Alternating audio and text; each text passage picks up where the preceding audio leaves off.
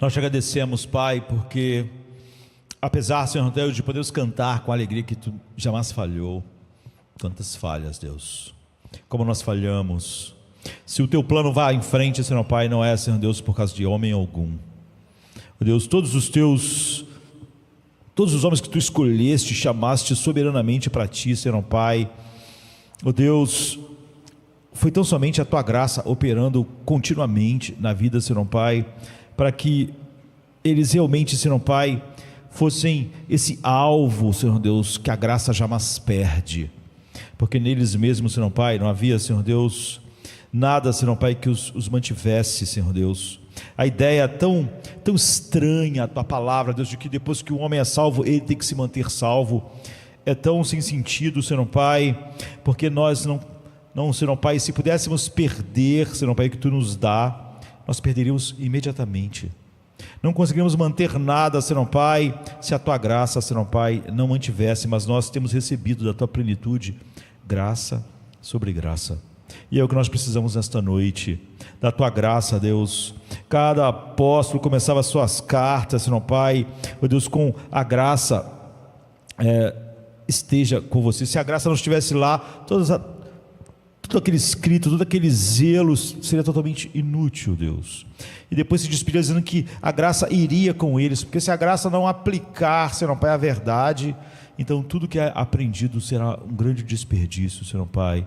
Nós seremos realmente um saco furado, Senhor Pai, mas não permita, ó Deus, que qualquer um de nós passe a vida assim, Senhor Pai, porque isso seria a falta de marcas, Senhor Pai, claras da Tua graça em nossas vidas. Então, Senhor Pai, que a meditação desta noite gere, Senhor Pai, uma transformação, à medida que nos leve a todos os passos necessários, Senhor Pai, ó Deus, que só Tua graça pode operar em nossas mentes e corações. É o que nós Te pedimos em nome de Jesus, amém. Nós estamos olhando para Abacuque, não é? Uma visão bem panorâmica, bem rápida, né? Como se estivéssemos sobrevoando assim com um drone, só para olharmos as belezas, mas não nos determos e para darmos uma visão geral desse pequeno grande livro. A gente está em Abacuque 2 e hoje a gente vai começar, hoje de manhã a gente foi até o 4, né? Vamos começar do 4, só que vamos fazer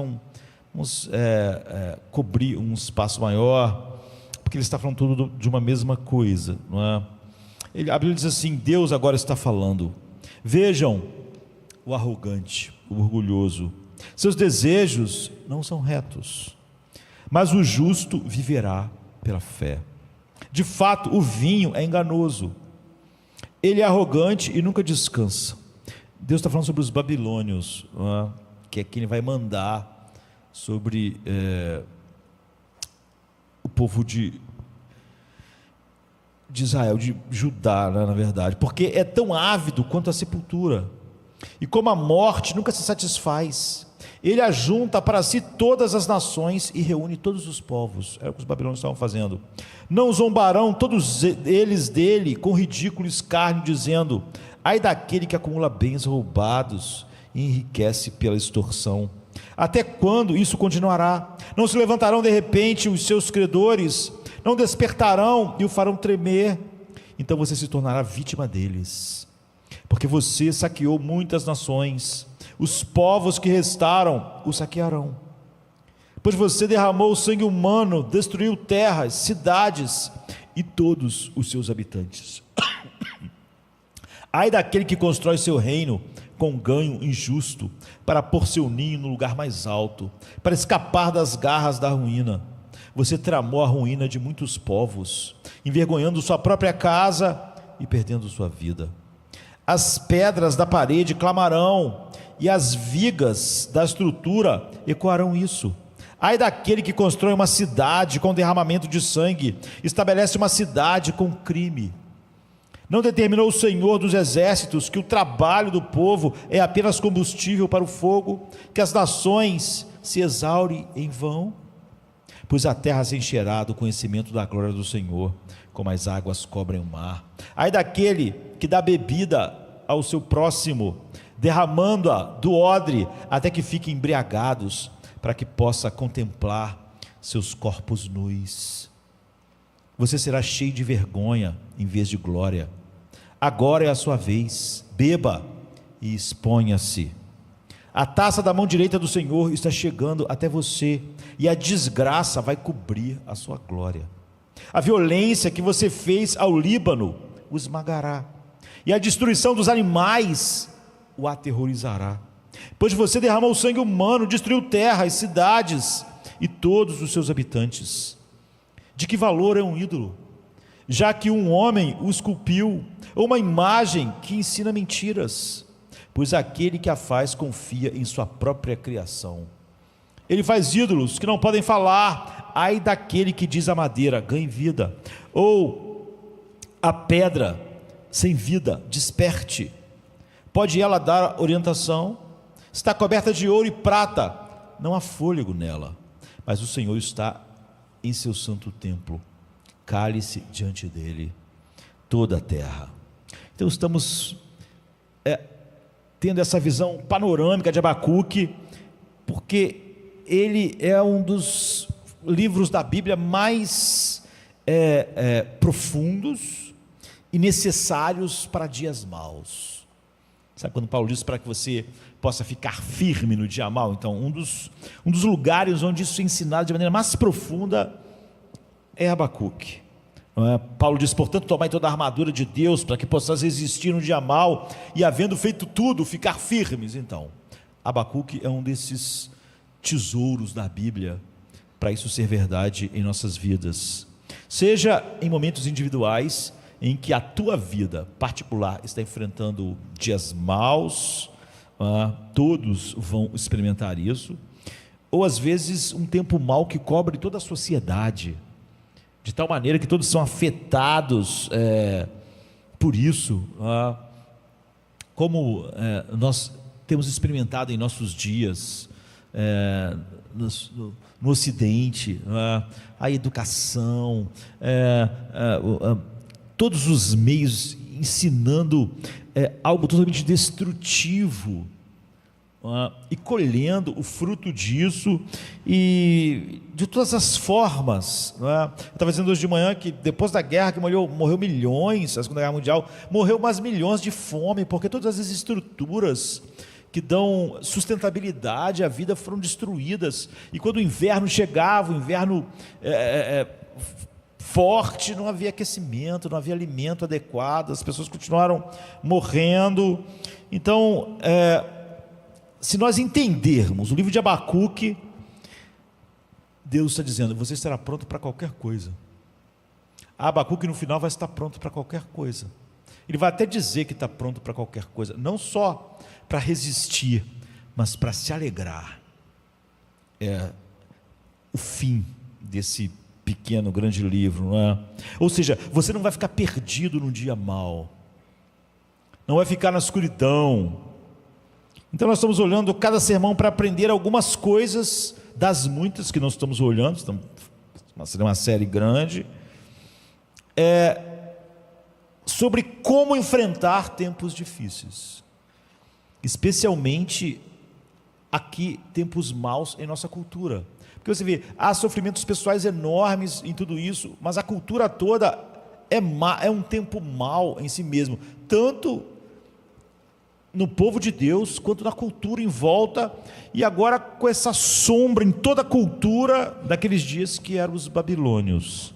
Então hoje Deus está dizendo aqui, na nossa terceira vez que estamos olhando aqui, está dizendo a Abacuque algo sobre o império babilônico. Ele disse, você acha que está ruim, você não sabe que eu enviarei, eu vou enviar os babilônios, e Deus está falando sobre eles, esse império babilônio maligno que está surgindo, e vai causar estragos muito mais terríveis do que você já viu até agora, Abacuque. Então Deus mostra a podridão no coração da cultura babilônica, e com isso ele mostra o que está errado naquela cultura, mostrando o coração da cultura na qual Abacuque estava vivendo também internamente. Então, enquanto Deus desconstrói o que está errado com a cultura babilônica, Ele, na verdade, nos dá dois princípios importantes para enfrentarmos o dia mau, na cultura má e nos momentos maus em nossas próprias vidas, no que diz respeito a qualquer coisa que seja um dia mau, né? Tanto em nossos corpos, em nossos relacionamentos, nas outras pessoas, na nossa cultura, enfim. E esses dois princípios são que em tempos maus você precisa entender com a mente a fonte do mal.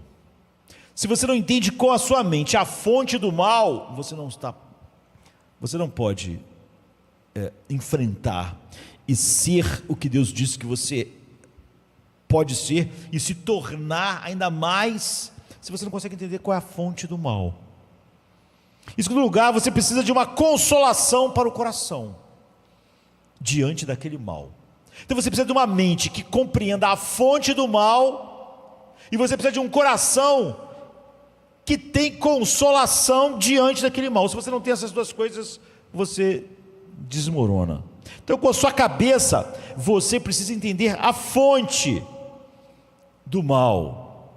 Você vê que hoje os cristãos são quase que ficam mais ofendidos quando se fala do humanismo secular, com tudo que ele do que quando se fala do evangelho. Eles claramente querem que o evangelho se adapte ao humanismo secular. Eles não conseguem entender a fonte do mal com suas mentes. É óbvio que eles não podem ter uma consolação no coração no meio do mal. É sobre isso. Com o seu coração você precisa no coração você precisa de um conforto, uma consolação para ajudá-lo a enfrentar o mal. Enquanto com a sua mente você entende a fonte desse mal. Essas são as duas coisas que nós podemos olhar aqui. Em primeiro lugar, então, a gente aprende nesse texto algo sobre como entender a fonte do mal.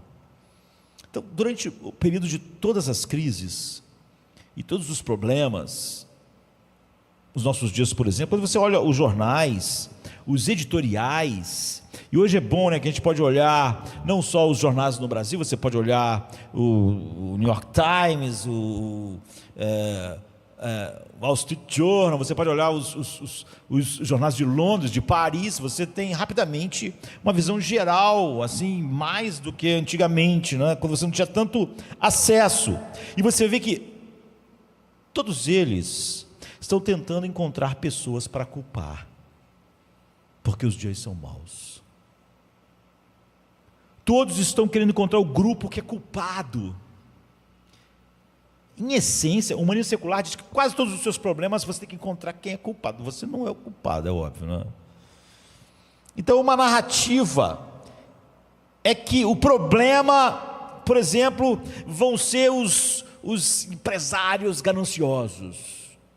Ou o problema vai ser a intervenção governamental, que é grande demais, estúpida, idiota, políticas mal concebidas.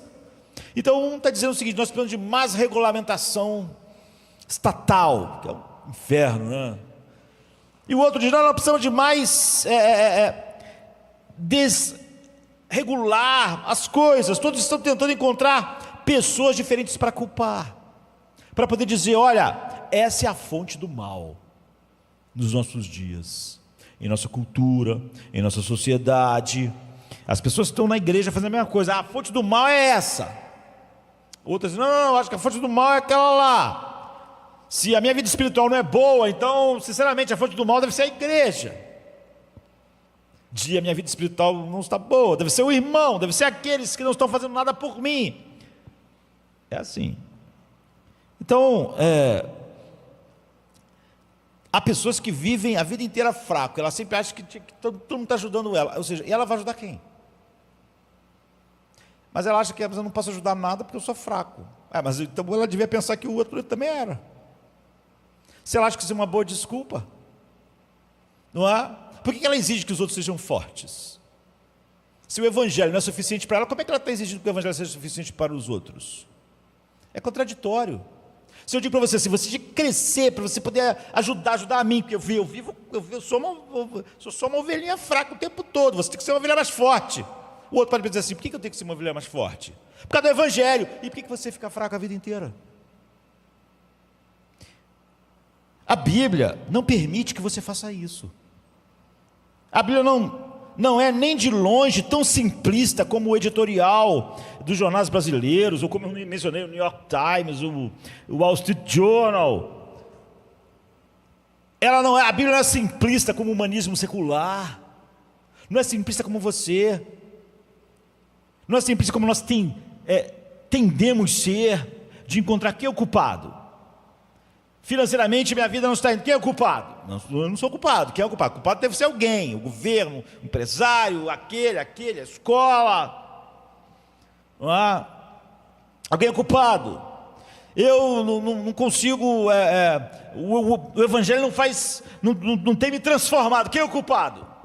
Deve ser o pastor, deve ser o irmão, deve ser aquele. Os jornais estão fazendo isso. A Bíblia não é simplista assim. Aqui está o que a gente vê no centro. Abacuque achou que era simples. Oh Deus, se tudo está ruim, a culpa é dos babilônios, eles são horríveis. Agora, é verdade que se Deus tirasse os babilônios, o mundo ficaria bom? O povo de Deus estava vivendo de uma maneira adequada?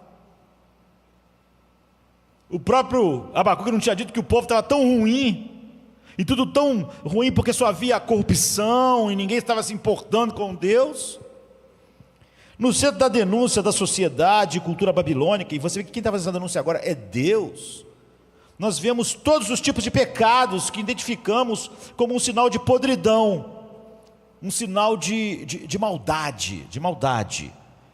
Você tem ali práticas, a gente pode usar essa palavra, apesar de que a denúncia está falando de um governo, né? Práticas empresariais implacáveis e gananciosas, derramamento de sangue, violência, tudo isso estava ali, no topo da base da descrição, lá no versículo 5, no início, e lá no versículo 18, que já está perto do final, há dois suportes para nós, por assim dizer, duas fontes de todo esse mal, que quando nós olhamos, nós começamos a perceber que elas não são remotas, que elas não pertencem só a um grupo de pessoas, que elas não são só os babilônios. Deus não está querendo nessa noite, em 2024, em novembro, que você tenha uma má impressão dos babilônios. O sermão nessa noite é sobre nós. A Bíblia não está para nós vermos como os babilônios eram ruins, nem para nós vermos e começarmos como os grandes editoriais dos jornais do mundo inteiro, as grandes capitais do mundo, descobrir quem são os culpados.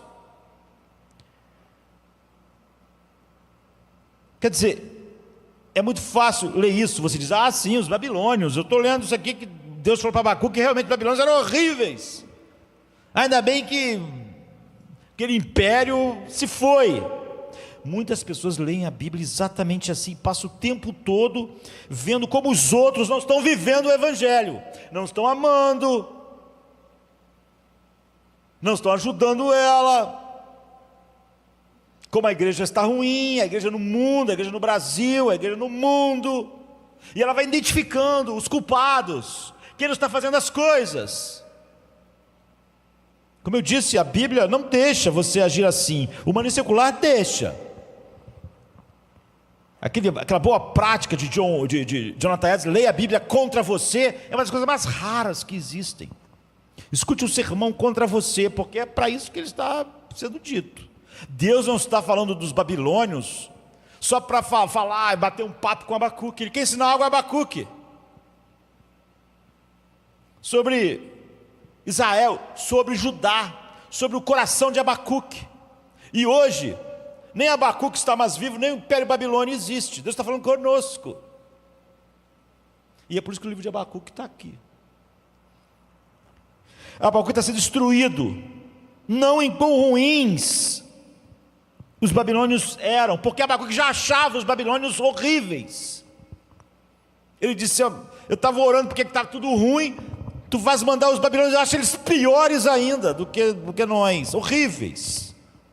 Eles estão indo por aí, queimando cidade após cidade, estão destruindo nações, matando, estuprando todo mundo. E você diz, os babilônios eram horríveis mesmo, ainda bem que eu nunca vou fazer isso, nunca vou destruir uma nação, nunca vou invadir outro lugar, nunca vou estuprar ninguém.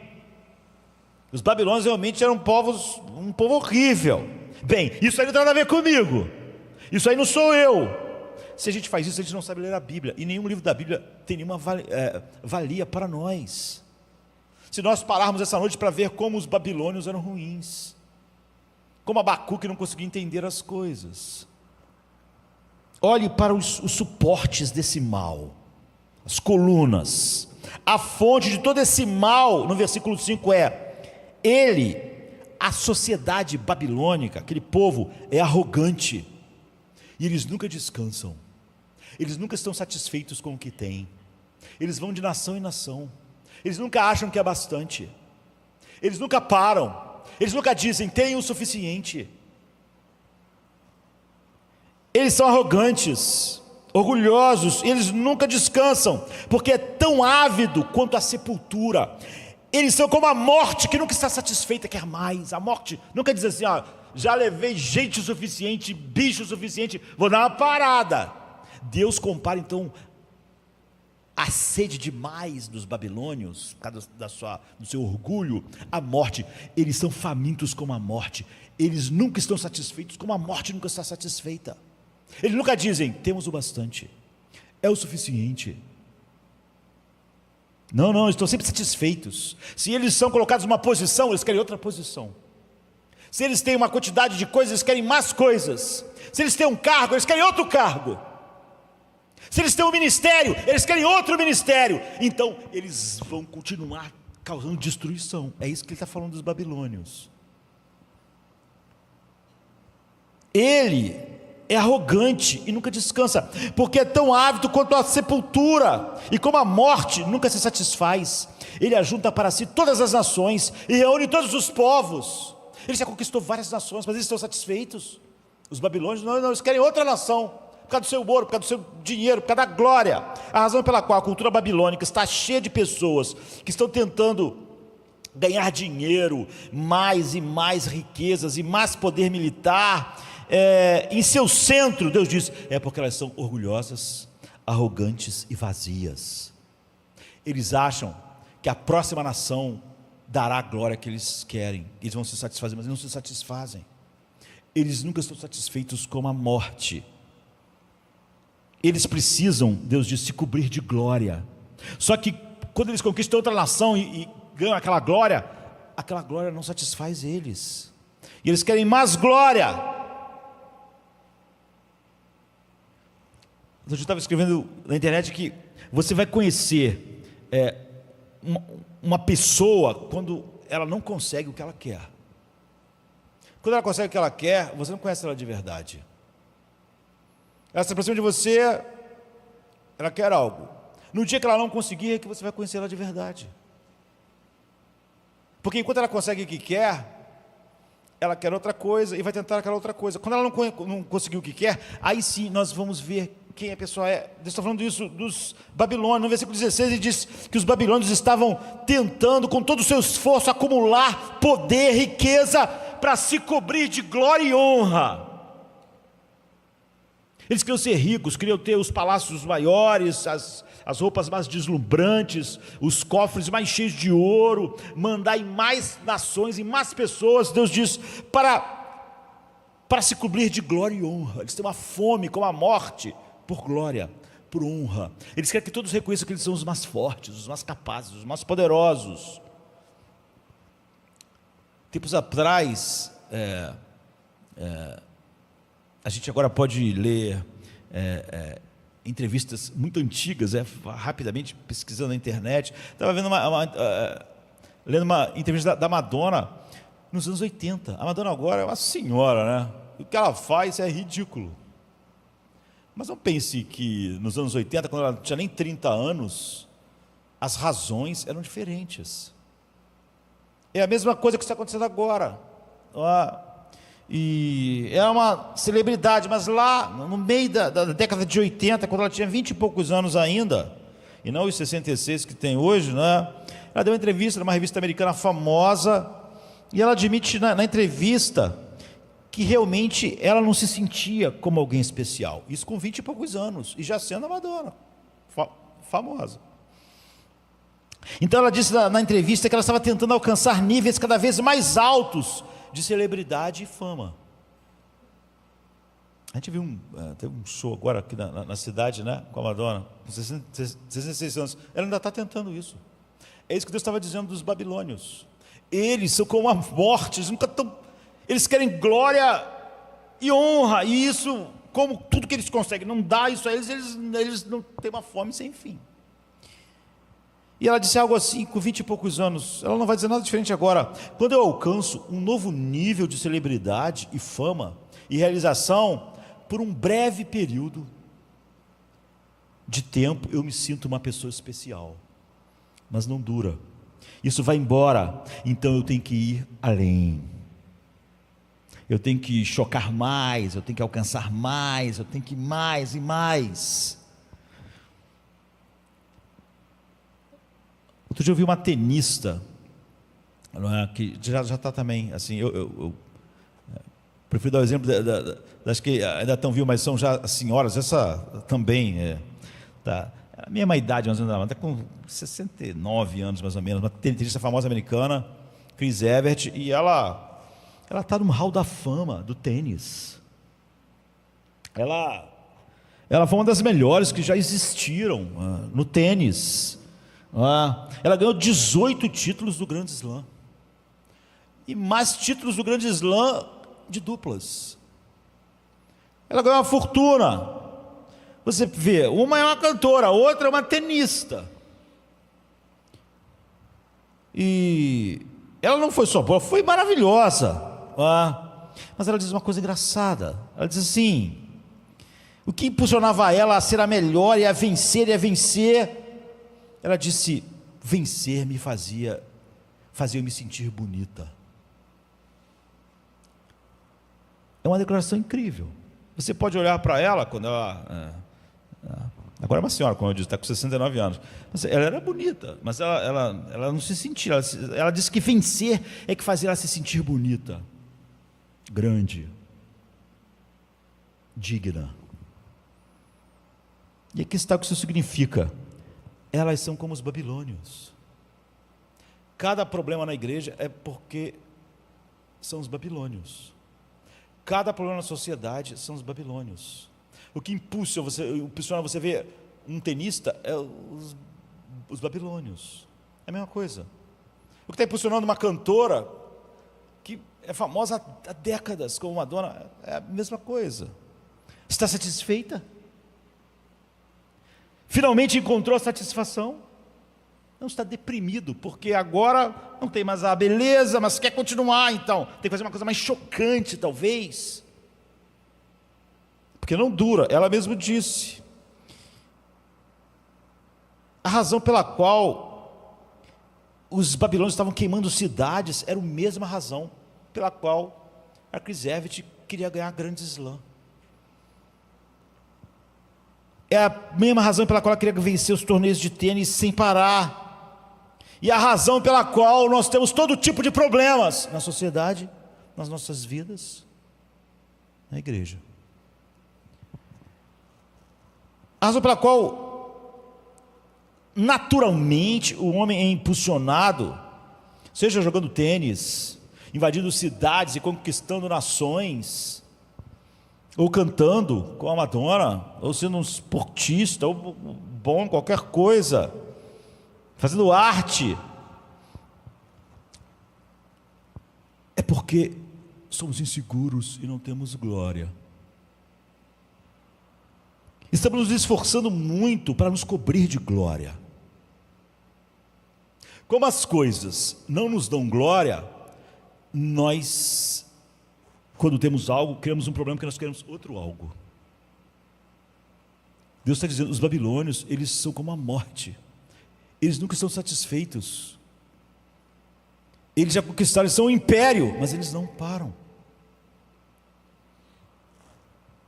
Queremos nos sentir bonitos, queremos nos sentir amados, queremos nos sentir significantes, e por isso estamos trabalhando tão duro, e essa é a fonte de todo o mal. Qual é a fonte de todo o mal na sociedade? Na cultura, na Babilônia, em Israel, em Judá, no Rio de Janeiro, na igreja, é a mesma. Portanto, você não lê Abacuque e pensa, como os babilônios eram horríveis. Por natureza, todo mundo é babilônio. Todo mundo está insatisfeito. Spurgeon dizia, se você ganha um salário e ganhar o dobro ano que vem, você não vai estar satisfeito. Ele estava mentindo. E se no outro ano você ganhar 4 vezes mais, você não vai estar satisfeito. Naturalmente, você vai dizer, por que os babilônios continuaram invadindo as nações? Por isso. É o que Deus está dizendo, eles nunca estão satisfeitos, eles estão como a morte. Até que eles vão ser cobertos de vergonha, porque eles passaram a vida buscando glória. É o fim deles. Deus está dizendo para Abacuque qual o fim. Ele mesmo está enviando os babilônios, ele diz, esse vai ser o fim deles. Por natureza, todos são babilônios. Um escritor cristão, já morreu em 2000, ele estava escrevendo a respeito disso, e falando sobre o orgulho, estava falando sobre a arrogância e o orgulho no coração da cultura babilônica, maligna, e no coração de todas as culturas, no coração da nossa vida, da tua vida. Ele diz o seguinte, o orgulho no sentido religioso é uma recusa arrogante de deixar Deus ser Deus. É agarrar o status de Deus para si mesmo. O orgulho é recusar o convite de Deus para participar da dança da vida como uma criatura em seu jardim. E então desejar, em vez disso, ser o Criador, independente, confiando em seus próprios recursos. O orgulho é a grande ilusão, a fantasia das fantasias, a enganação cósmica, a fantasia de que nós podemos ser pequenos deuses, nos deixa vazios no centro. Somos atacados pelos demônios do medo, os demônios da ansiedade, os demônios da insegurança. Então aprendemos a ostentar, a blefar, forçamos outras pessoas a agirem como contrafortes para o ego instável que o orgulho cria. Ao esvaziar nossa alma de Deus, cada nova situação evoca a pergunta: o que eu posso obter disso para sustentar a necessidade do meu ego por aprovação, aceitação e aplauso? Ao encontrar novas pessoas, ele se pergunta: como essa pessoa pode contribuir para a minha necessidade de aceitação, aplauso e avanço? Quando ele encontra uma nova igreja, ele pergunta: como essa igreja pode me ajudar a me sentir maior? A vaidade cria a necessidade de usar as pessoas, porque não podemos manter nosso equilíbrio espiritual se estamos vazios no centro. Você se vê nessa descrição? Essa é a descrição de todos os babilônios. Todos os homens não nascem babilônios. Se você ainda não se vê, continue com Deus, como Abacuque vai continuar. Ele corretamente diz que a menos que você esteja profundamente seguro no centro e tendo um significado, de modo que não importe tanto o que as pessoas dizem sobre você, sua altura, seu peso, seu salário, sua casa, não se importe em como você é considerado, não importe tanto como é recebido, porque você está tão certo de quem você é por causa de algo central.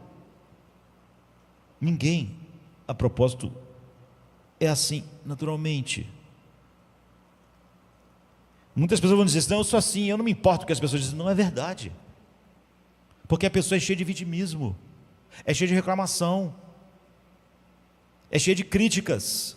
Se fosse verdade, Paulo diz assim, nós temos sido até agora considerado o lixo do mundo.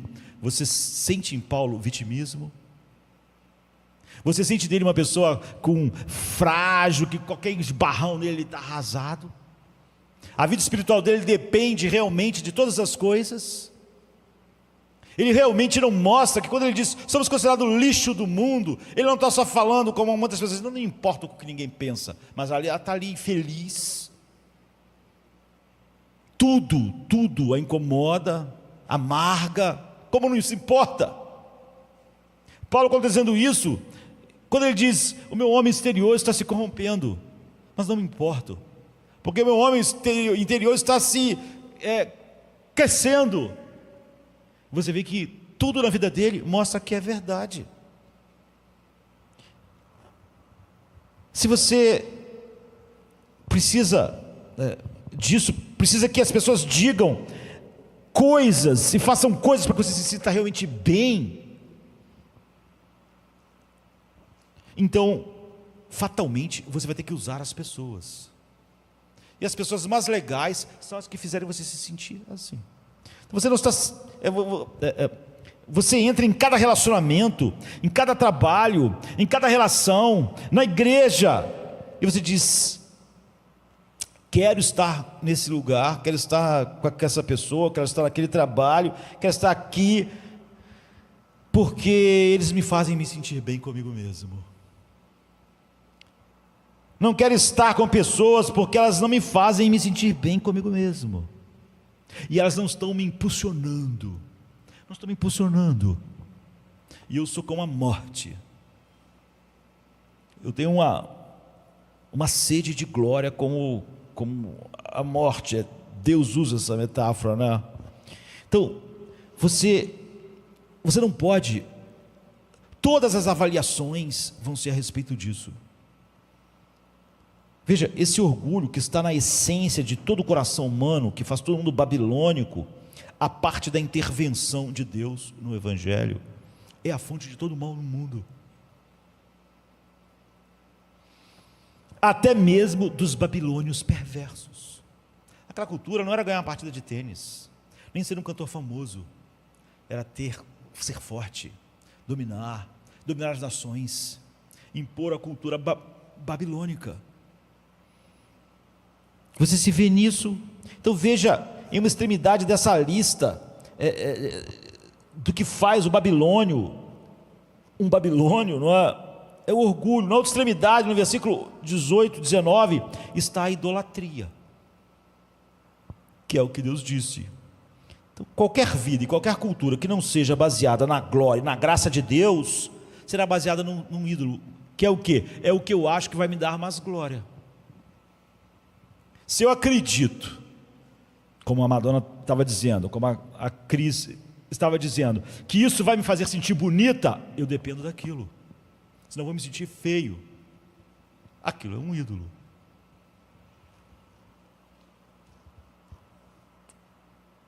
Você vai pegar coisas boas e vai elevá-las a lugar de supremas, e vai justificar coisas ruins por essa necessidade. E tudo isso, Deus diz, é por causa do orgulho. É o orgulho que está impulsionando os babilônios, cidade após cidade. Agora, Abacuque, o que está impulsionando vocês? Porque vocês não vivem para mim, pela mesma razão. Por exemplo, se vencer partida de tênis é a maneira como eu me sinto bem comigo mesmo, e como eu me sinto alguém de valor, e me sinto bonito, o tênis passa a ser absoluto, porque quando eu perder, eu vou me sentir um lixo, não vou poder lidar com outra pessoa levantando os grandes lãs. É aquilo que me dá o senso de valor, e agora eu não tenho mais. Você tem que ter, se aquilo te dá a vida, você tem que ter, o ser precisa daquilo que dá a vida a ele, que dá a ele a dignidade. Você pode olhar para uma dona e pensar assim, por que ela continua fazendo isso, gente? A mulher é rica, Ela está com 66 anos. É patético. Por quê? Porque se aquilo dá vida a ela, ela não pode parar. Aquilo é um ídolo. Você tem que tê-lo. Você tem que vencer. Porque aquilo te impulsiona. Aquilo faz a Chris Evans se sentir bonita. Então agora ela está se sentindo feia, porque ela não consegue mais ganhar. Toda cultura, toda sociedade, coletivamente, todos pegam alguma coisa e transformam em algo supremo. Olham para alguma coisa criada, olham para uma coisa da criação, olham para uma coisa da vida, e pode ser, você vê, pode ser invadir cidades, como os babilônios estão fazendo, invadindo, matando, estuprando. Pode ser jogando tênis, pode ser no ministério. Se aquilo é a minha vida, é como eu me sinto bem, então eu estou pronto a fazer qualquer coisa para ter meu ídolo. Isso cria semente de destruição em todas as culturas, todas. Por exemplo, se você faz parte de uma cultura tradicional, em que a família é a coisa mais importante, aquilo acaba sendo o seu ídolo, porque você vai tirar o seu valor daquilo. Ser mãe é maravilhoso, mas você vê, na cultura antiga, isso ganhou um status, que toda mulher na Bíblia que não podia ter filho, era infeliz. Todas. Porque aquilo era mais do que ter filho, do que ser mãe. Era como você se sentia digna na sociedade.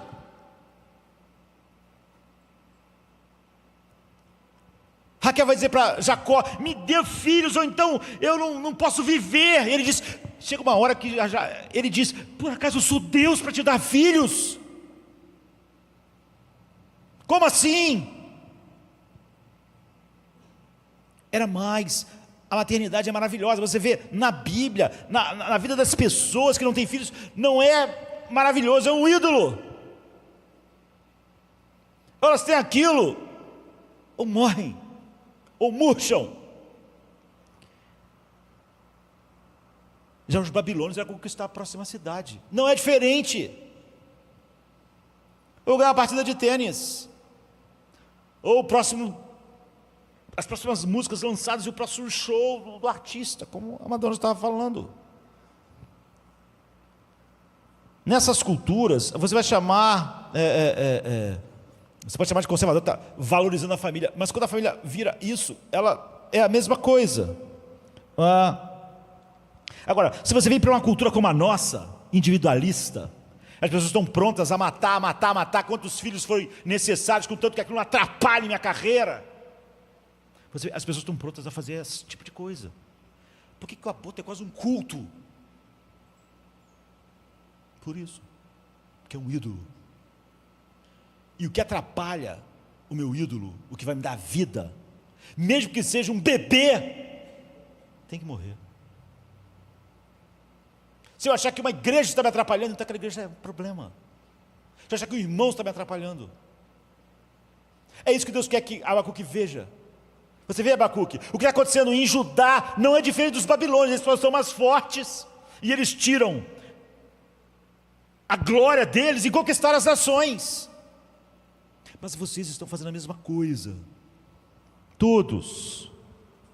Então, numa cultura como a nossa, a gente acha que os direitos individuais são supremos, tão supremos, que se eu falar para vocês hoje que eu sou um cachorro, se vocês não aceitarem que eu sou um cachorro, então eu falo que todo mundo está sendo odioso, mal, porque estão fazendo eu me sentir mal. E a gente chegou num estágio tão avançado disso, que nós falamos, tudo bem, você é o que você falar, vamos usar o pronome que você decidir, porque não vamos mexer com o seu ídolo, isso vai fazer você se sentir bem. Só que não faz, não é? Porque você vê, todos são babilônios, são como a morte. Eles nunca estão satisfeitos, eles nunca chegam ao ponto que diz, agora sim, estamos satisfeitos. Olha, buscamos a glória nisso, isso nos deu glória, agora estamos. E é por isso que a Chris Evert não estava satisfeita com 18 grandes slams. Nem a Madonna está satisfeita com o dinheiro que ela ganhou e com o sucesso que ela fez. Ela precisa de mais. Isso acontece na cultura, acontece no trabalho, acontece na família, acontece na igreja. O que você tem nesse tipo de sociedade, em vez de ser em que faz da família o ídolo, faz do individualismo, que é a nossa sociedade? Você tem sexo fora do casamento. Importante me sentir bem. Você tem a deteriorização familiar, você tem o aborto. Sabe, no versículo 17 fala sobre o pecado ambiental, destruindo o Líbano. Sabe os cedros do Líbano? Não, os babilônios estavam destruindo a natureza. Deus diz, eles mataram uma quantidade enorme de animais, florestas, matando animais, porque a violência cometida contra o Líbano vai te cobrir, Babilônia, e a destruição das feras e dos animais que vocês mataram vai te atormentar ou te amedrontar, por causa do sangue dos homens e da violência feita à terra, feita à cidade e a todos que nela habitam. Vocês destruíram as florestas, vocês mataram os animais, vocês mataram as pessoas, vocês estupraram pessoas, vocês destruíram tudo, e vocês não estão satisfeitos. Vocês estão cobertos de ouro, vocês estão cobertos, todos têm medo de vocês, todos temem vocês, mas vocês são como a morte. No versículo 15 diz, ai daquele que dá bebida ao seu próximo, para eles ficarem embriagados e você poder ver a sua nudez, para você poder contemplar, você dá a eles entretenimento e bebida, para ter sexo com eles.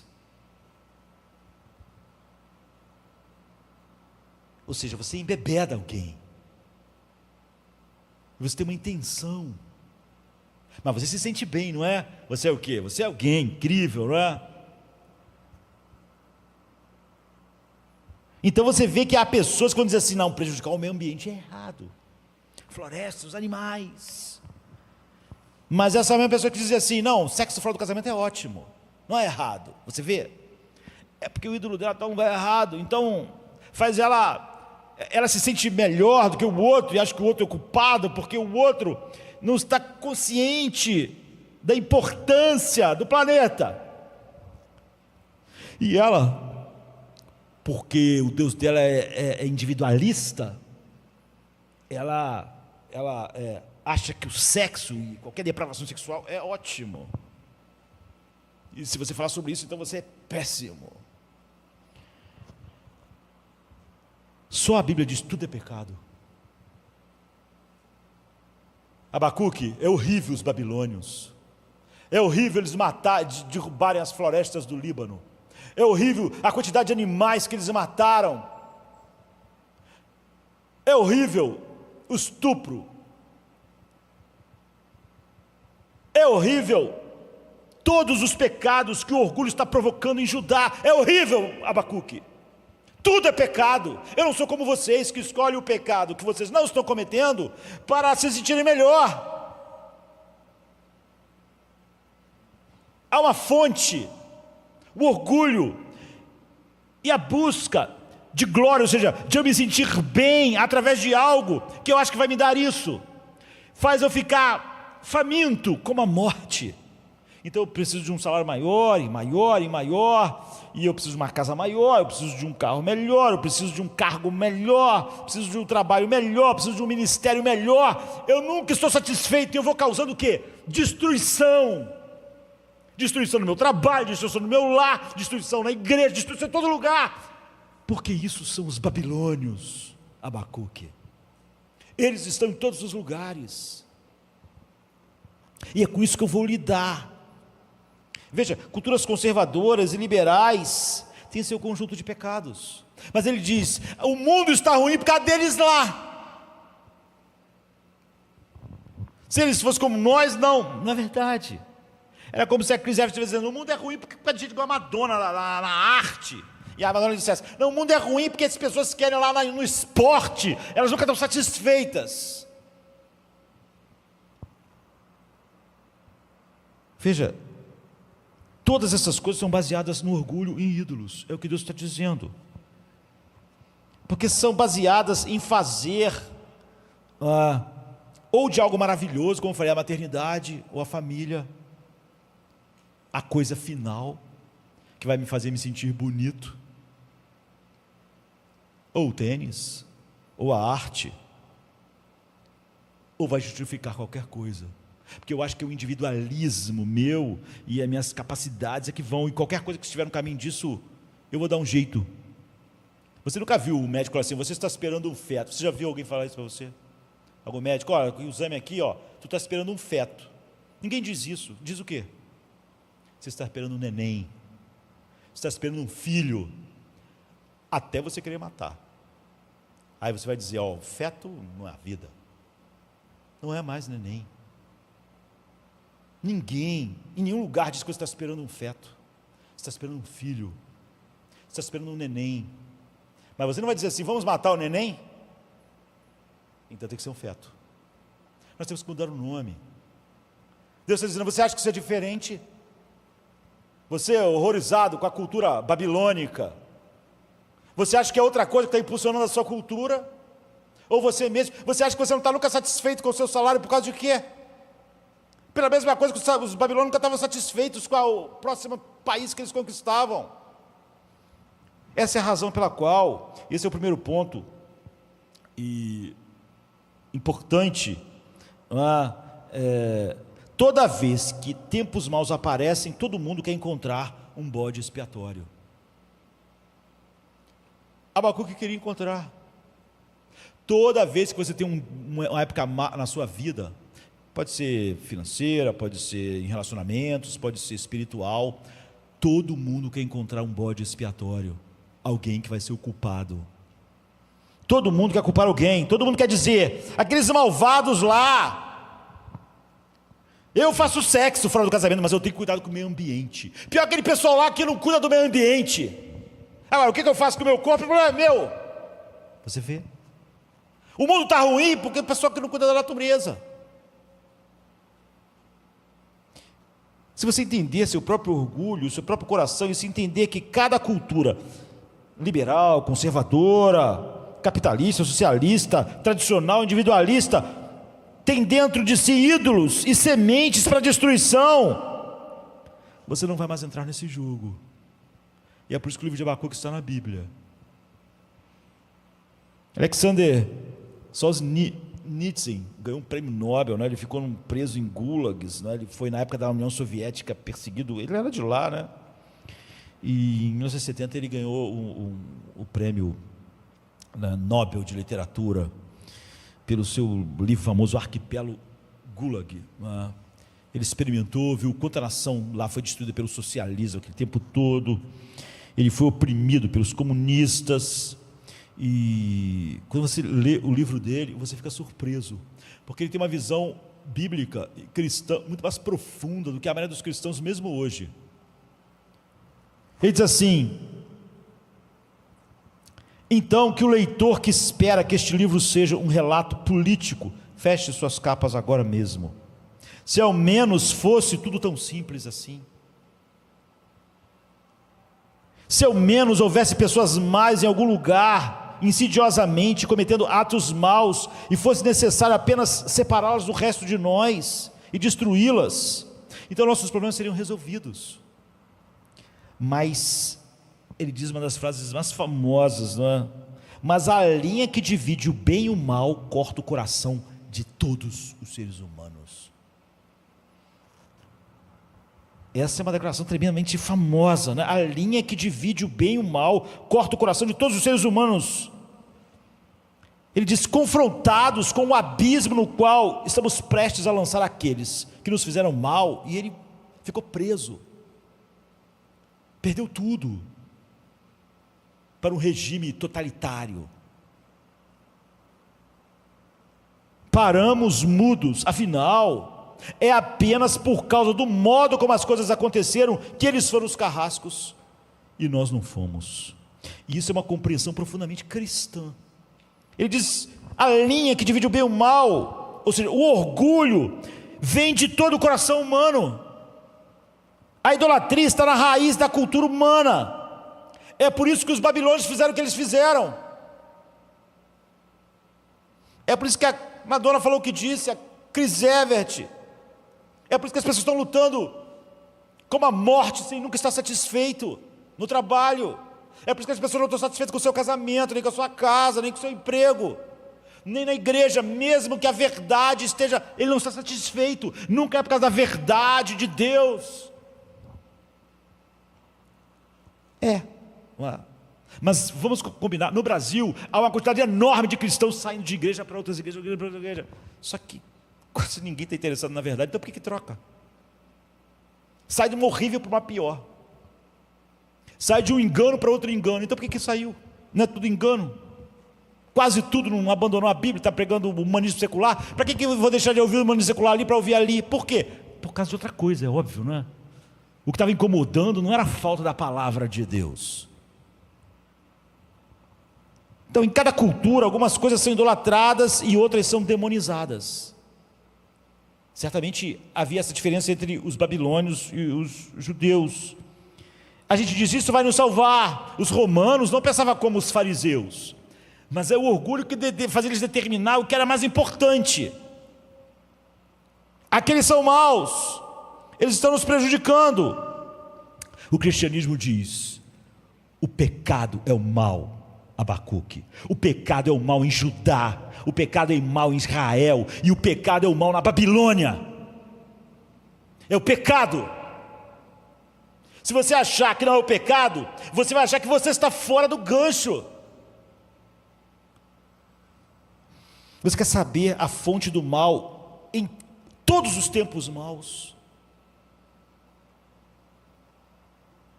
É isso que Solzhenitsyn estava dizendo. A linha que separa o bem e o mal passa no meio do coração de cada humano. A fonte do mal é o seu próprio coração. Se ele for faminto como a morte, por glória e honra. Se eu preciso de algo para me sentir bonito, sentir que a minha vida vale a pena,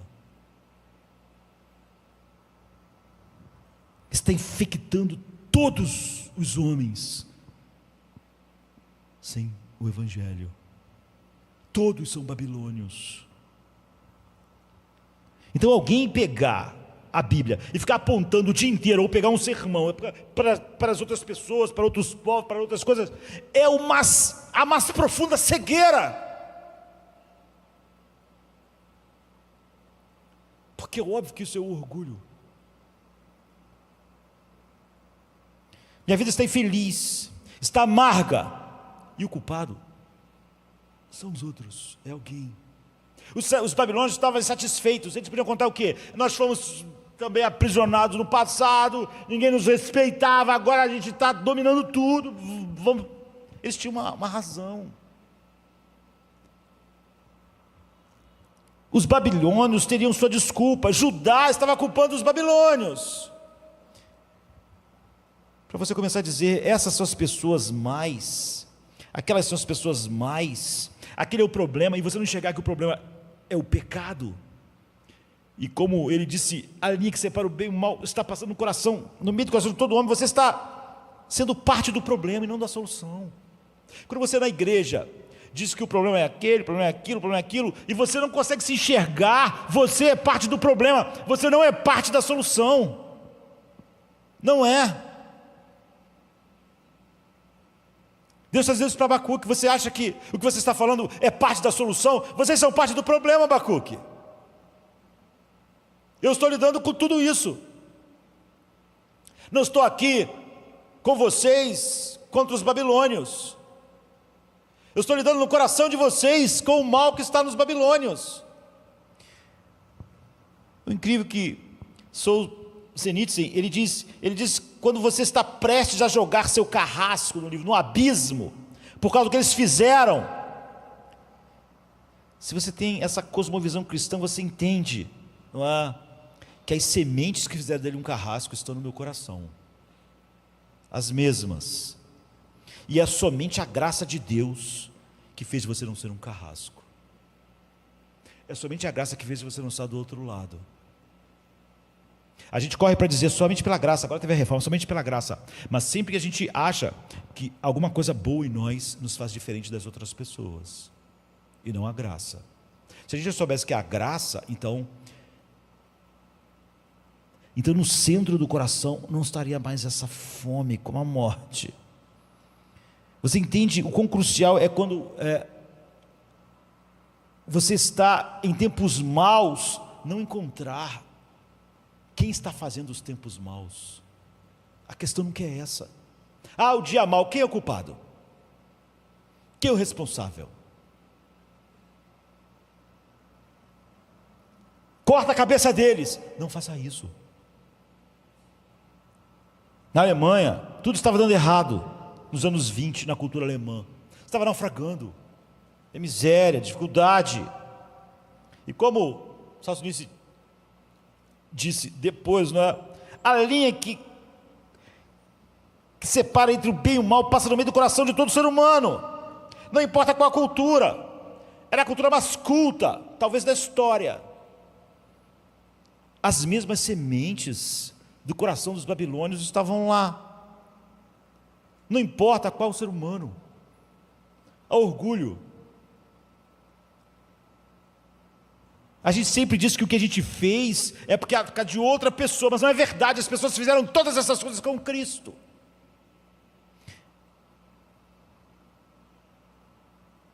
Não, em vez disso, os alemães ouviram os nazistas dizendo: o culpado são os judeus. O dia mau é por causa deles, não é por causa de nós. Se tirar eles, vai tudo ficar bem. Eles são o que está estragando e fazendo o dia mau. Os judeus estão fazendo isso, os capitalistas, esse é o problema. E então, as pessoas ouviram aquilo e colocaram os nazistas no poder. E o resto é história. Em qualquer uma dessas situações, Solzhenitsyn, ele disse: a linha entre o bem e o mal passa bem no meio do coração do ser humano. Então ele diz que quando você está prestes a jogar o carrasco no abismo, então você começa a perceber que só pela graça de Deus você não é um carrasco.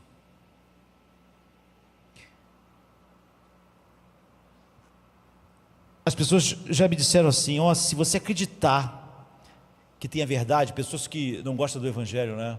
Se você acreditar que tem a verdade absoluta de Deus, você vai se tornar uma pessoa opressora. Você vai ser alguém que divide o mundo entre o bem e o mal. Eu sempre vou responder a pessoa: não, depende do que você está falando que é a verdade absoluta de Deus.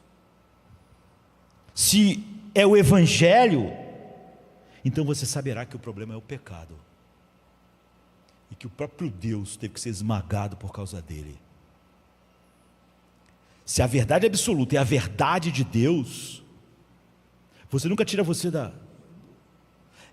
Esse é o problema que a gente sempre vai ter com o mundo. Quando a gente diz que nós temos uma vida com Deus, o mundo está morto, o que eles estão entendendo? Porque a igreja ensina que a gente é o que é pelo que a gente faz, eles entendem que eu estou dizendo que eu sou melhor do que eles. Mas o Evangelho diz o contrário: eu escolhi os piores.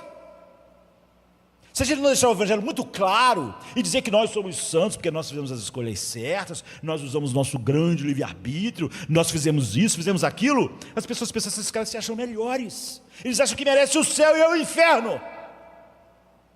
É óbvio que eles não estão entendendo o Evangelho, nem eu estou pregando o Evangelho.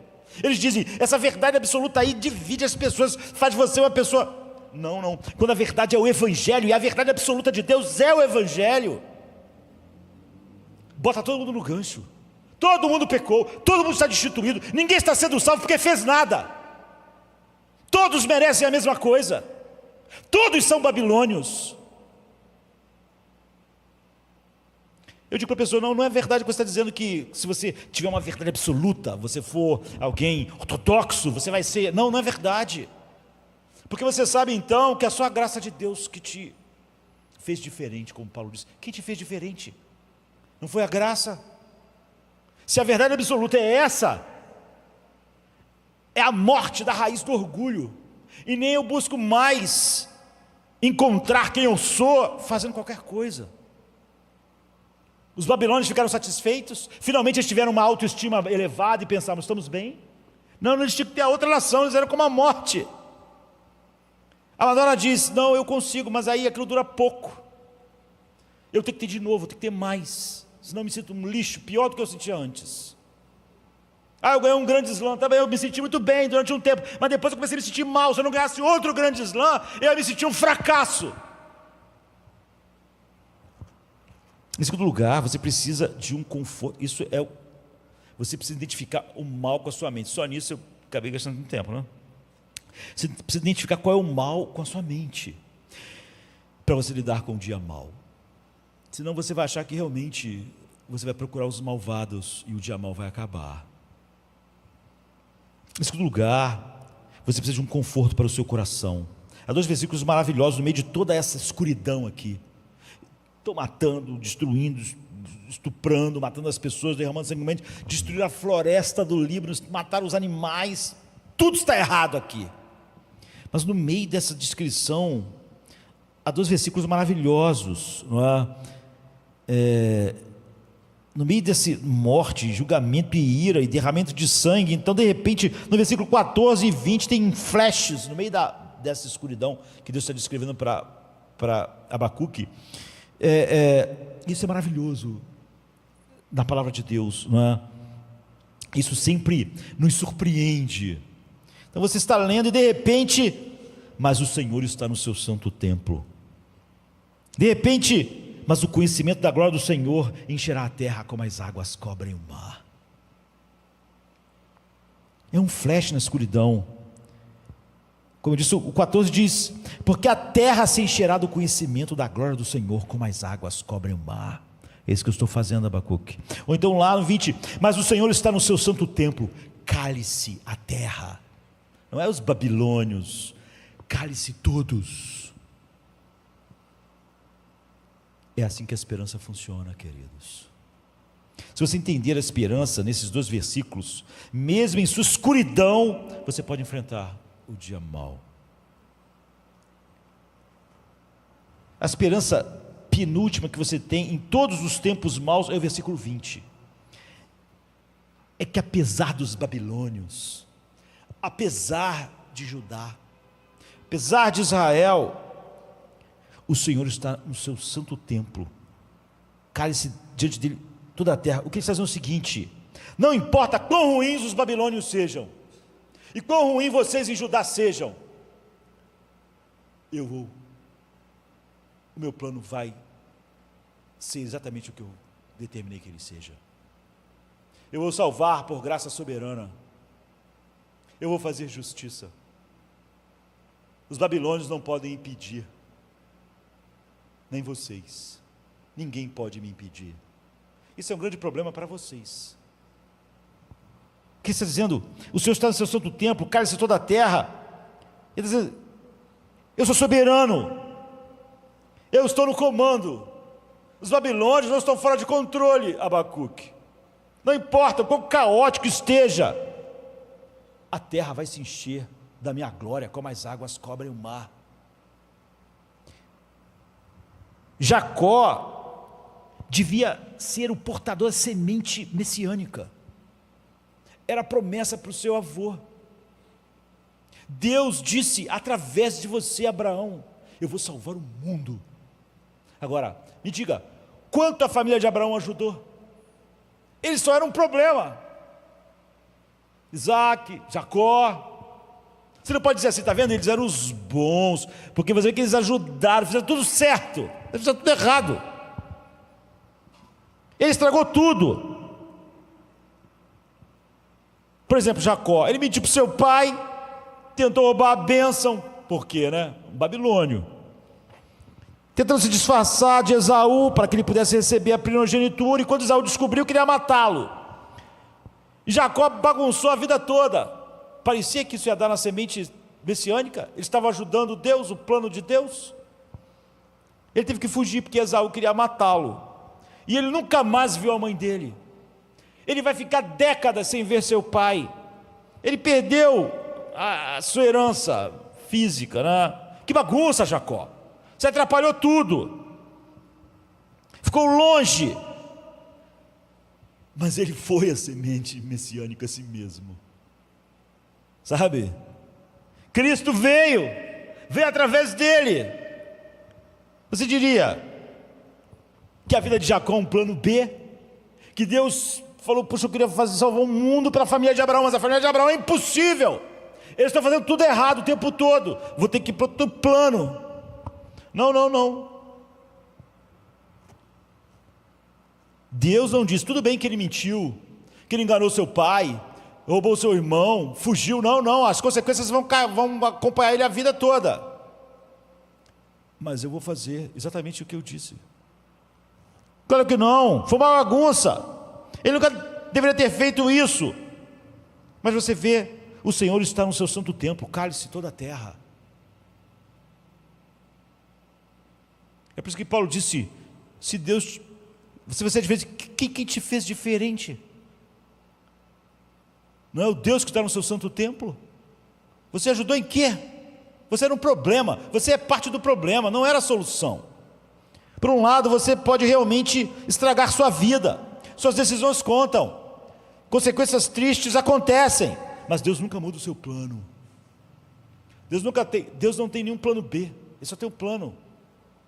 É em Jacó mesmo. Ele vai mudar Jacó, Ele vai fazer a sua vontade. Isso é o que os teólogos chamam de antinomia, não é? Ou a doutrina da concorrência. Jacó fez tudo errado, tudo tinha que dar errado, mas Deus usou todas aquelas coisas, e a vontade de Deus perfeita foi feita. Isso não desculpa Jacó, porque ele não tinha intenção de ajudar Deus, mas tudo que Jacó fez, ainda ia cooperar para o que Deus determinou. Jacó era a causa próxima de toda aquela confusão, mas é óbvio que Deus é a causa última. Nada aconteceria se Deus não tivesse determinado que seria assim. Então, a antinomia é usado também fora da teologia. Parece uma contradição,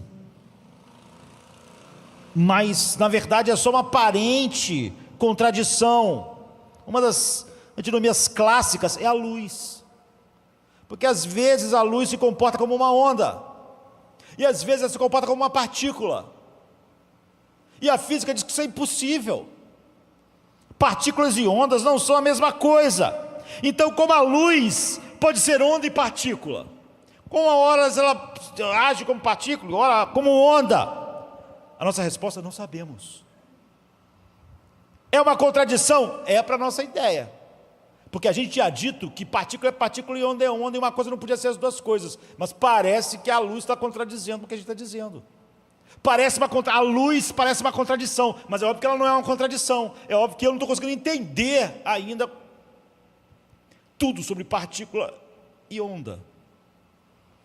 Agora Deus diz, eu estou completamente no controle de tudo, tudo que acontece é apenas de acordo com a minha vontade. Mas eu vou trazer julgamento sobre os babilônios, sobre Judá, sobre Jacó.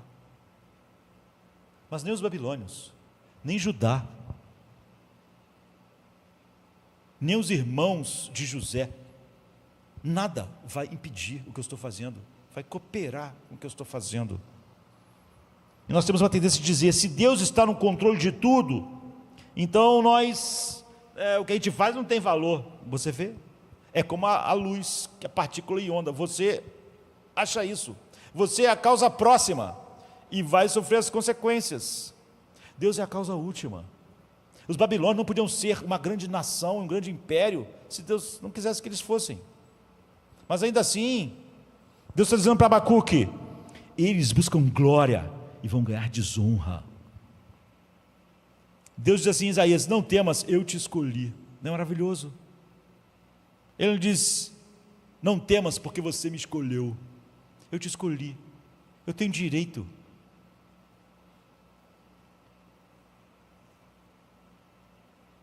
De não depender de quem corre, nem de quem quer, mas de usar da minha misericórdia. Não devo ela a ninguém. Deus nunca poderia olhar para você e dizer, você, senhor X, puxa, eu queria tanto que meu plano eterno desse certo, mas agora você está fazendo tudo errado. Eu não sei, eu estou sem ajuda na terra. Estou sem ajuda. Existe algum lugar na Bíblia em que Deus diz isso? Jacó tinha um plano maravilhoso de salvação, mas Jacó, você estragou tudo. Tudo que você fez, estragou tudo. Não, você não vai ver Deus nunca dizendo isso. Deus está falando sobre os babilônios, a cultura horrível, e Judá, para Abacuque diz: Deus está no seu santo templo, cale-se toda a terra, a glória do Senhor encherá a terra como as águas cobrem o mar. A doutrina da concorrência, o diabo queria uma coisa, os sabeus queriam outros, os caldeus, e Deus queria que tudo aquilo acontecesse, mas cada um queria por uma razão. Eles eram a casa próxima, mas Deus sempre é a causa última de tudo. Este é o primeiro raio. Deus nunca deixa o trono. Nunca pense que o mundo está confuso demais para Deus, distante demais, que Jacó bagunçou as coisas demais, que a igreja bagunçou demais, ninguém está ajudando Deus, e Deus pensa: agora meu plano está dependendo do livre-arbítrio deles, está fazendo tudo errado. Está sempre dizendo: os babilônios não são um terror para mim, não é? Eu operarei como eu quero com os babilônios. O segundo raio de esperança aqui, mas definitivo, e final aqui, é o 14: pois a terra se encherá do conhecimento da glória do Senhor, como as águas cobrem o mar.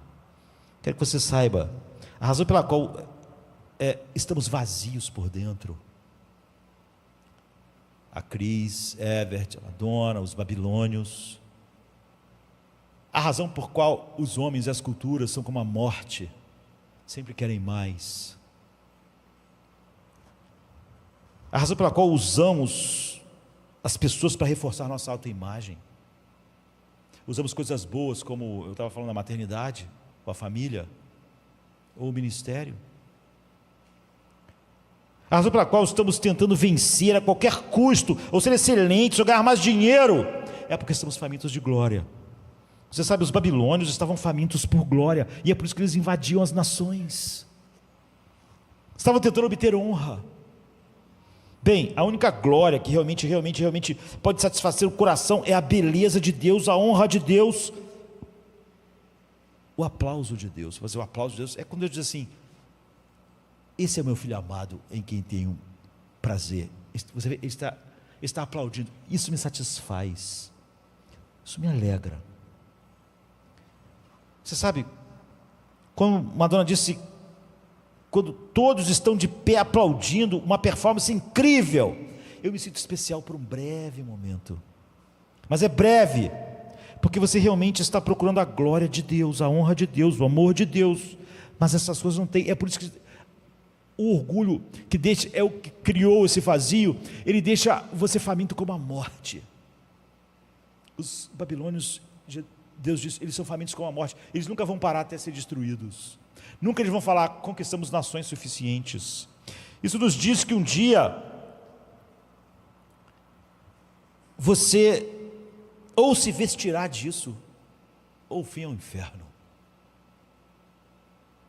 É o orgulho comendo você como um verme que nunca morre, mas o verme já está lá. Aqui está como as coisas podem mudar, como as coisas mudam e a glória te cobre. Deus diz no versículo 16: você que busca a glória será cheio de vergonha em vez de glória. De quem ele está falando? Dos babilônios? Ele diz: porque todas as suas vidas, de qualquer coração orgulhoso, usa todas as coisas como a morte e nunca se sacia. Para obter glória, para se sentir bem conosco mesmo, para nos sentir bonitos, para sentir que nós temos valor. Portanto, Deus diz: todos merecem a vergonha eterna.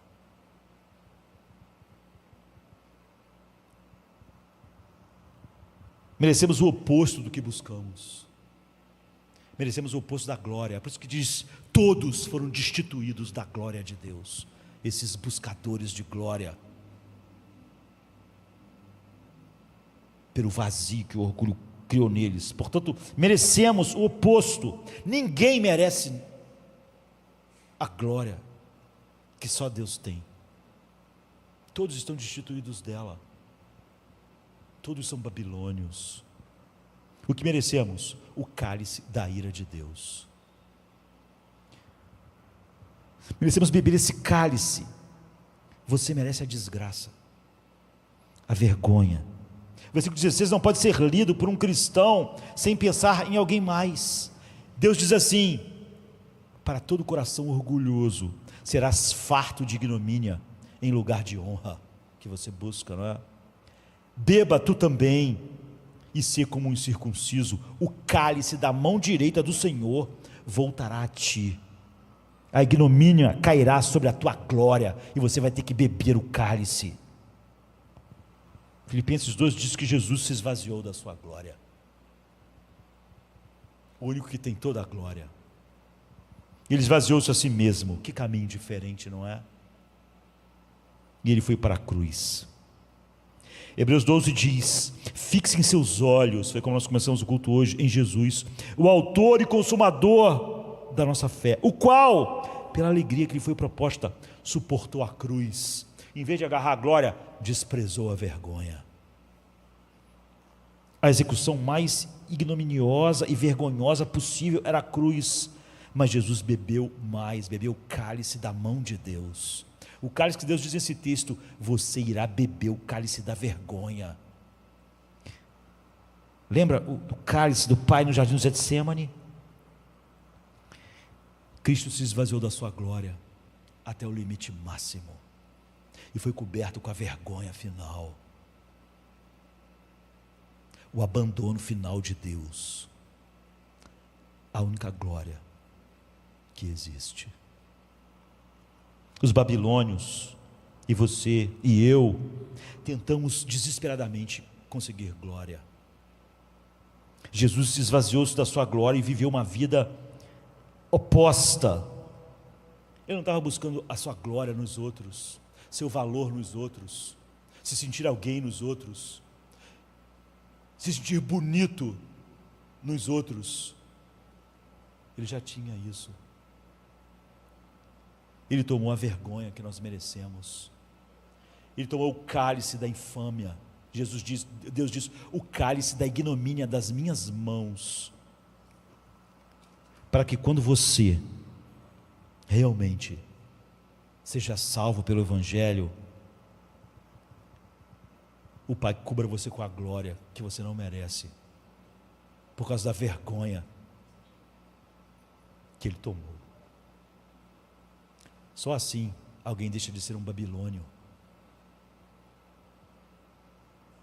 Você vê porque que Abacuque faz aquela oração no final? Ainda que a figueira não floresça, ainda que a miséria mais final e absoluta caia, eu me alegrarei no Senhor. Ele diz: agora eu só tenho uma glória.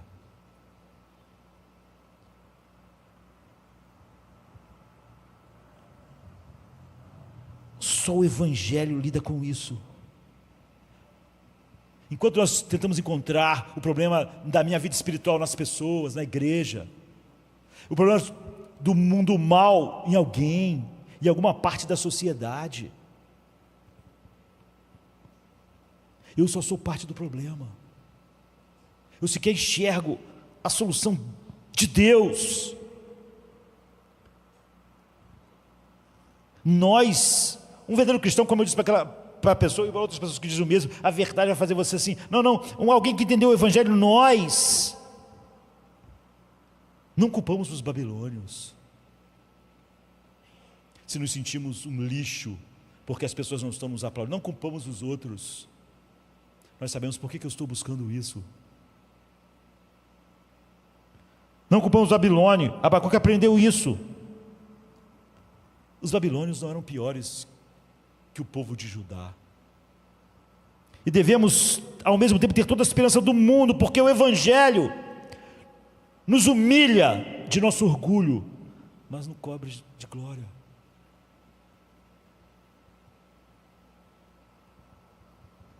Portanto, o Senhor está no seu santo templo. Cale-se toda a terra, toda. Não encontre a parte da terra que vai ter que se calar. Toda a terra. Mas ao mesmo tempo, se encha de esperança. A esperança do nosso coração é porque Deus é imparável. A terra será coberta com a glória do Senhor, como as águas cobrem o mar. E no fim, só não vai receber o cálice da vergonha aqueles por quem Jesus bebeu o cálice da vergonha por eles. Não haverá mocinhos e bandidos no final, queridos. Haverá em Cristo e fora de Cristo. Estar em Cristo hoje nos mostra que não há nenhuma diferença, que o que nos diferenciou dos babilônios não fomos nós. Naturalmente, nós éramos como a morte e nunca estávamos satisfeitos, nem com o nosso salário, nem com a nossa altura, nem com o nosso rosto, nem com a posição que ocupamos. Nós, como a Madonna, como a Cris, como os babilônios, queríamos mais e culpávamos todo mundo por não termos mais. Os babilônios tinham suas razões para continuar invadindo e dominando e matando. Como eu disse, os alemães acreditaram em algum momento que os judeus eram um problema, e se eles fossem tirados, tudo ia ficar bem. Mas não é verdade, não é? É verdade sobre todos nós. Nesse momento, Deus está lidando profundamente com o orgulho. Só quando isso realmente é lidado por Deus que você pode cantar o hino final de Abacuque. Senão, você não pode se alegrar quando a figueira não florescer, quando não houver vacas no curral, porque aquilo fazia você se sentir bonito. E se foi. Vamos ficar de pé. E sexta-feira chega trazendo a noite em seu manto. Jesus em súplicas, enquanto Pedro sucumbe ao encanto do sono. Judas, com seu beijo, selou o destino. Traição que esboça o pranto. No silêncio da noite, a esperança parece se esconder, mas o eco do domingo aos poucos começa a nascer. Pilatos em sua indecisão, o sinédrio em conspiração, a turba em escárnio desconhece a ressurreição.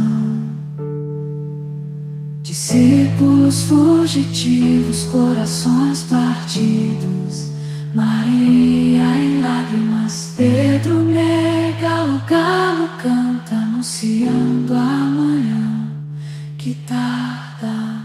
É sexta-feira, clama a criação, mas o domingo se anuncia, trazendo redenção. Nosso Salvador, sob o peso da cruz, caminha entre a multidão que zomba, sua santidade diminui. A coroa de espinhos, o sangue que escolhe marcas de amor infinito. É a sexta-feira, mas a esperança do domingo não está tão distante. Elevado na cruz, entre criminosos, a dor se faz presente. O véu se rasga, a terra treme, o céu escurece, um silêncio envolvente. A pedra colocada, os guardas se postam, a vigília começa, mas a promessa do domingo no coração ainda aquece. sexta-feira, mas não é o fim. Domingo vem aí com vitória sem fim. A escuridão parece reinar, a morte sorri, certa de sua vitória. É sexta-feira, mas a história ainda não contou sua glória. O pecado julga ter vencido, a esperança parece falhar, mas a luz do domingo já começa a brilhar. O túmulo agora vazio, a pedra removida, Jesus ressuscitou, trazendo vida. Manhã de domingo, brilha a esperança restaurada.